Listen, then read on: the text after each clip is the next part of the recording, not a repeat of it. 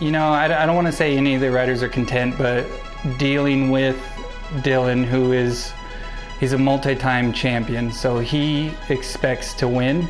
He also expects us to deliver a bike that is capable of winning. So the expectation for us is the same as it would be with Geico Honda or American Honda to now being on Phoenix Honda. The expectation is the same. The pressure is the same. Race day still feels like race day when we had Jet and Hunter on American Honda. So, we're getting there, but we still got work to do on the bike.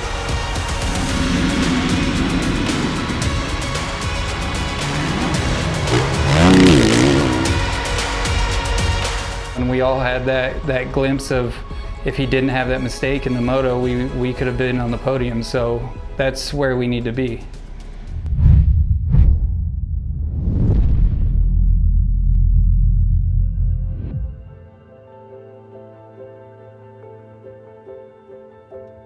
Yeah, I've literally had a legit off season. I had to take some time off after Detroit, obviously, to let my wrist heal. It was a pretty gnarly injury, a lot tougher to come back from than what I was expecting, and just trying to get my movement back. But yeah, I've had a pretty good couple weeks getting ready. My wrist there for a while was hurting pretty bad, but I've had like I said, good couple weeks. I got some testing in, so I'm really looking forward to going racing and just seeing where I stack up. I don't know if that helps me or hurts me just from not racing. Obviously, I think you just get better as you race. So just try to get some gate drops under me and like I said, see where we stack up and go from there.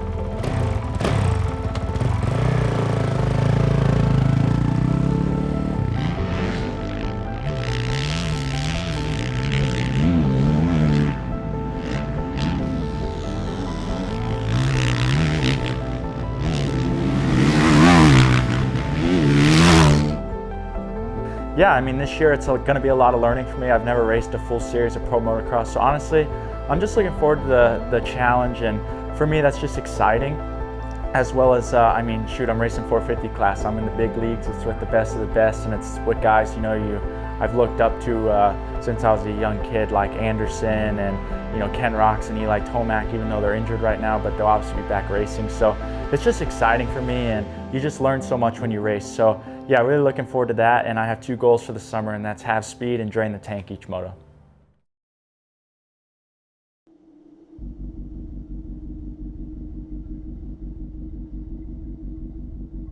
I don't want to say any of the riders are content, but a lot of the riders know where they fit into the pecking order, and I would say, dealing with Dylan, he's a multi-time champion, so he expects to win. He also expects us to deliver a bike that is capable of winning. And there's a lot of misconception on, the factory teams have everything, but I think what makes the factory bikes different from the privateer bikes is they only have what they need. We have to rely on the aftermarket a lot more than those teams. On those teams, if we needed something, we'd have it made. And while we're getting there on this team, we also have to be a lot more mindful of the budget and try to get some test parts built that make a difference. But if it's going to cost the team $10,000 to implement this across the practice and race bikes, is it worth it for 0.2 of a horsepower, or should we do something else? So it's a gamble between those two things, or a balance between those two things.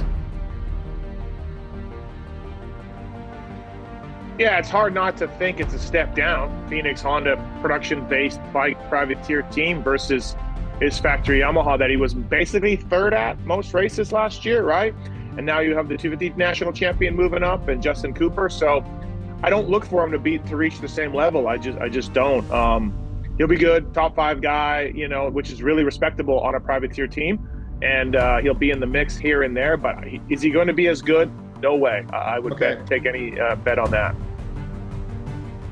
Yeah, I think for sure we're waiting for Dylan Ferrandis. He's on the new team. For him, the Supercross season didn't go the way he wanted, but this guy, when he won that title, he was dominant. Different the way Jet Lawrence was, but he was clearly the best. But I think those guys are going to be in the mix here today.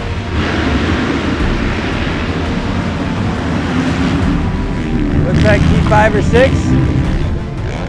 Ferrandis putting serious pressure on Justin Barcia. This is for 5th place.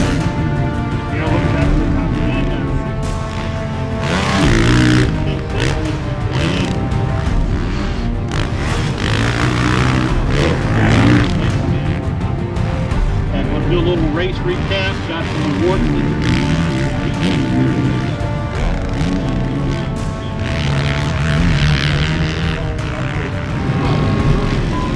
Oh, Ferrandis has gone down. That is Barcia going by him.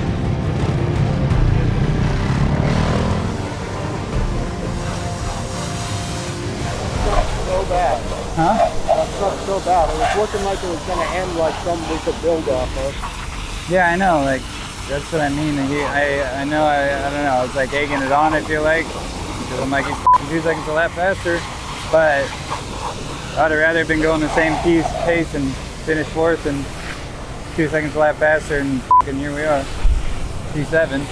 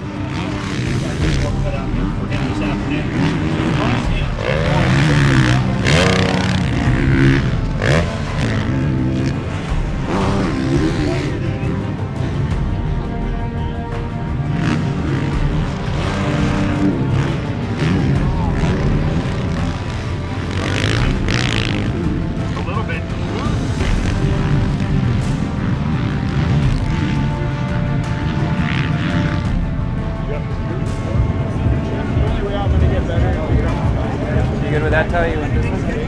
Get in the cooler. Good? No, not really. Honestly,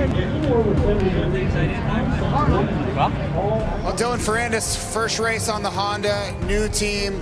I'm assuming you learned a lot today. What can you take from today and work towards Hangtown? 4th overall is not a bad way to start this championship either. Yeah, I mean, without my crash in Moto 1, it would have been way better. I was really pushing hard and feeling great in Moto 1. I had a terrible crash. Like, at some point, I was thinking my day would be over, but I get back on the bike and try to finish. And Moto 2 was fine, but I was still not very great from the crash. But yeah, anyway, bad start. Didn't help for sure, bad start. But the bike was awesome. Honestly, for a first round with a new bike, I felt very great. And I had a lot of fun. Even if the track was very challenging and a little sketchy, I had a lot of fun. Great job today. We'll see you at Hangtown.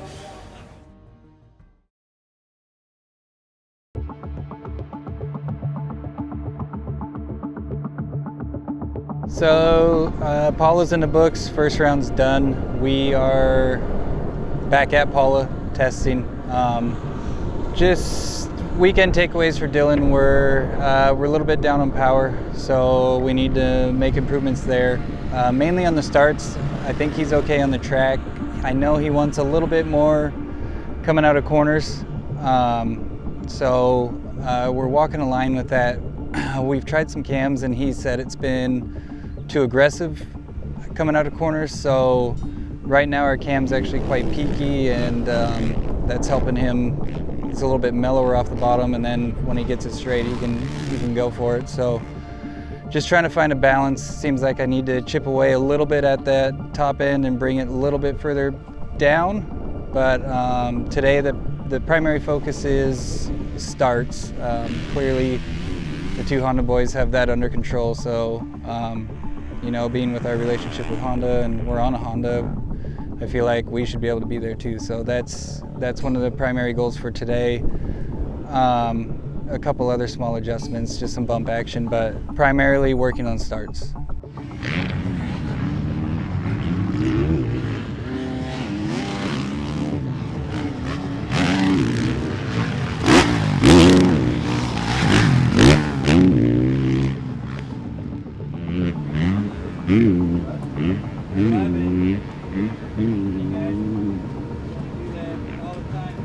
I will start walking to start. Okay, I ride first. Yeah, ride and then, well, do you want to talk to me first? Because if you don't like it, then there's Honestly, no you guys point. can, if you want, you can stay here and take my car if you want to go down. Yeah, that'd be nice. Yeah, just. That's a far He walk. doesn't like his steps. We move away, yeah, but you're not allowed to take the car. No, bullshit. Make sure you He don't- can do your show shot too then.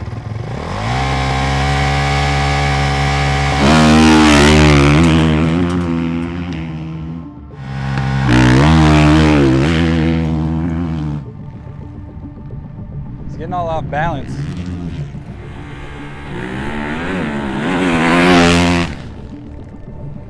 That was f***ing perfect.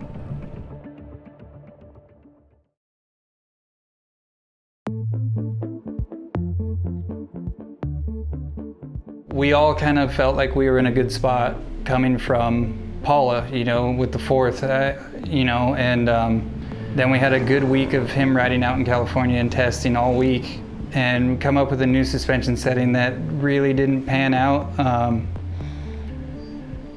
There's a fundamental difference from practice days to race days, and it seems there's a, and this is no fault to riders, and every rider I've worked with does this, no rider pushes like they push on race day. So sometimes, you know, if they're riding at 70-80%, what they think feels good on suspension doesn't translate on race day when they're pushing 100%. So it's a constant battle that we have to try to battle, and Ziggy's really good at trying to, you know, keep the riders calm in that area and just let them know, yeah, you may feel that now, but second moto, 20 minutes in,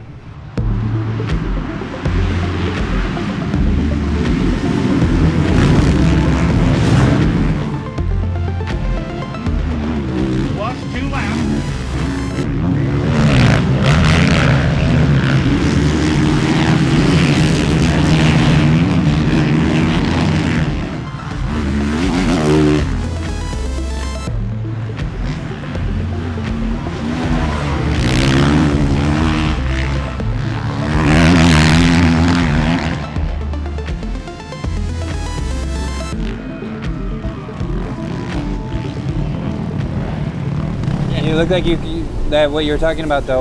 Like it's, and then a couple guys got by. At the start, yeah. Yeah. I told Ziggy to put the shock from last week. Okay. Might be tight in time. Let's try to do that. Not much we can do. Huh? Okay.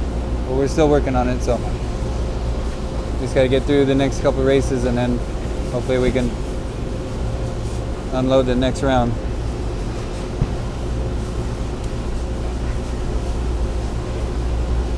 All right, I'll see what Ziggy's gonna do with chassis, and then we'll turn it around.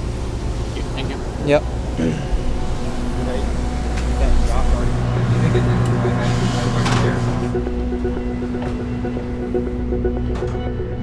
Zig, we gonna make it? Are we gonna make it? I'm just charging it right now. So yeah? How much time we got? 30 minutes.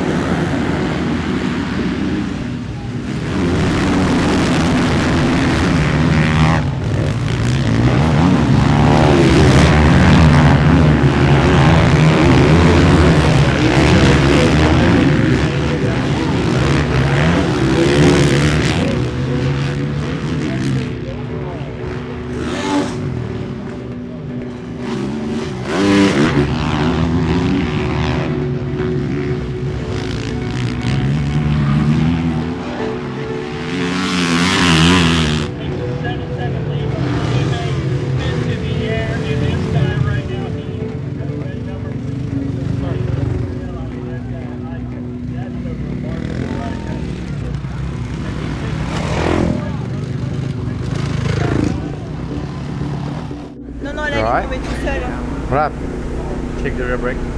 Yeah, well, that's the only thing that happened. We, I saw you point down, but I didn't know what. Chase crashed the second turn at the start, and we tried to avoid with another rider. We made contact, and no more rear brake. So you probably lost the fluid. Dude. I don't know if we have one of these next week. What? Shock? No, that shock is great. That shock is great. It's just a little too low. Like I touched the pegs a lot in the race. My fork's too soft. That for sure. I'm gonna have you an option to ride Thursday. Yeah, the shock setup is very great. Just slow. Like you know, when I do the waves and there is rust, I'm catch my pegs like a lot. It's coming back side by side. So much better. You figure it out? No rear brake? Yeah, bent rotor. You got Bent broken rotor, broken spoke. Did you figure out when I was riding? No, we were looking at everything. I was thinking lever, throttle, rear brake pedal, and then I see you use it. So I'm like, I don't know what it is. Like just automatic, you know? Yeah, there's just muscle memory to keep using it, yeah. I was thinking rental car, parking lot, me going. Yeah, but at first I was like, should I keep going? Like I didn't know if I would be able to pass the guy like that. So I was like, what I'm gonna do? And then I started learn to ride like that. I think that was the right choice. Steering down here. I mean, we could have changed wheel, but 45 seconds on lap 1, you're check the hub and we'll have to make sure the ears aren't bent. So now the hub might be done. Yeah. Our struggles in Thunder Valley were the same, I'm sure, as everybody else's. Preparation-wise, I actually flew to Denver for the Supercross round, and I flew in a few days early, and we rented a dyno from a local shop, and we ran the race bike.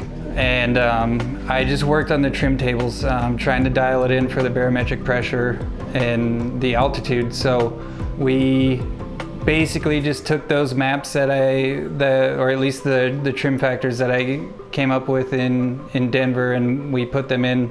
But we just missed the mark on that. Our bike was visibly slow. I mean, you know, I worked first corner at that race, specifically so I could watch the start, and you know, it just hung my head as soon as I seen the gate drop, because he just got pulled up the hill. He just got annihilated. So hindsight's 2020. We can only learn from our mistakes, but you know, we just got to be better. And there's a lot of things that teams do, you know. I mean, you know, like the factory teams, they have internal gearing changes that they make. I know a couple of the teams run different transmissions, and you know, we just don't have that resource. So you know, we're just trying to come in with some mapping changes, and that's basically it, you know.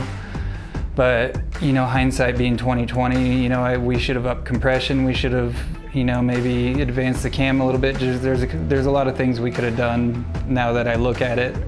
But like I said, it's also a gamble. You know, you put too much compression into it, too much timing, and you could detonate to death halfway through the moto. So, you know, it's just having the resources, the time, and the data, and the time to analyze the data. That's the real advantage of those teams over us.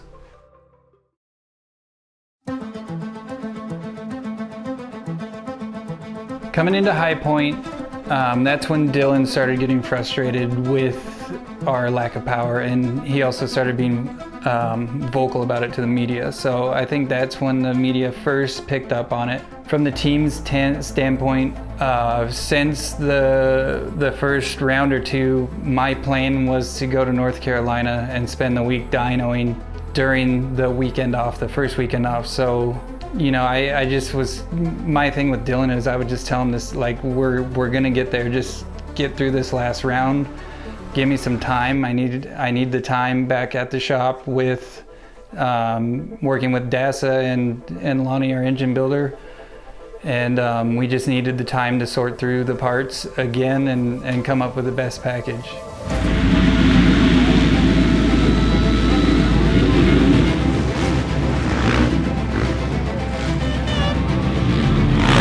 Hold them down, lining up that back there. Yeah, he does. Isn't that 5 spot?